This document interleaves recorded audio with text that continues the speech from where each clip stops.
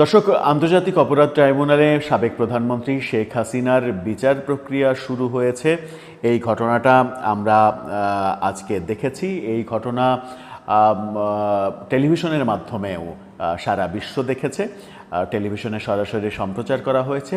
যখন শেখ হাসিনার বিচার প্রক্রিয়া শুরু হলো তখন পাকিস্তান থেকে একটা ভয়াবহ খবর বেশ নাড়া দিয়েছে। পাকিস্তানের একটি জঙ্গি গোষ্ঠী জুলাই আন্দোলনের জুলাই আগস্ট যে অভ্যুত্থান, সেই অভ্যুত্থানকে নিজেদের অর্জন হিসেবে ঘোষণা করেছে এবং তারা ৭১-এর প্রতিশোধ নিয়েছে এমনটা ঘোষণা করেছে।